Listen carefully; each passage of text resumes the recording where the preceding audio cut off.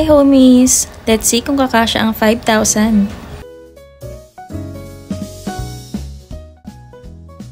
Unahin muna natin ang veggies. Konti lang naman kukunin natin dito kasi mas fresh at mas mura pa rin sa palengke. This one, magtortong talong tayo. 100 na. Maliit lang. This one? Kamatis tsaka asukal. Ayan, meat section na. Kukuha lang kami ng chicken, beef at pork para di na araw-araw lumalabas. Good for 1 week na rin to.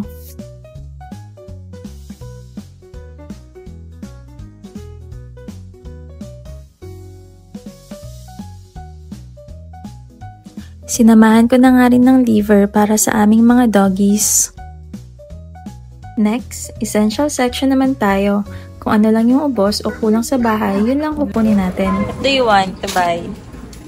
Chocolate. Chocolate? Kasama ba yun sa budget?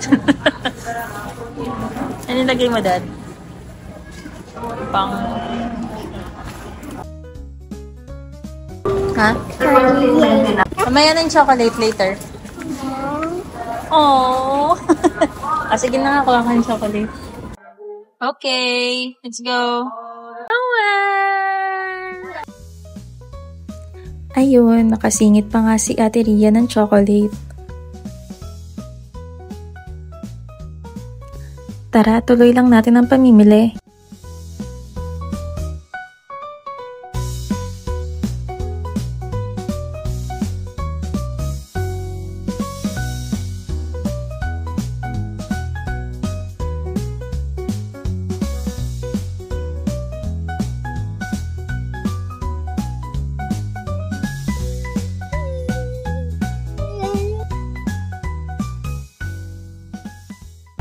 Okay na yan.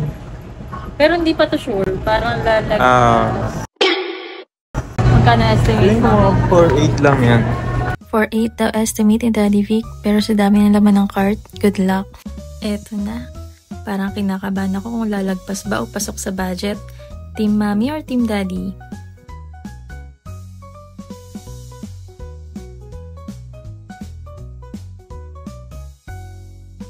Yan, homies. Pasok kaya sa 5,000? O, teka. Wala pa dyan yung meat, ha?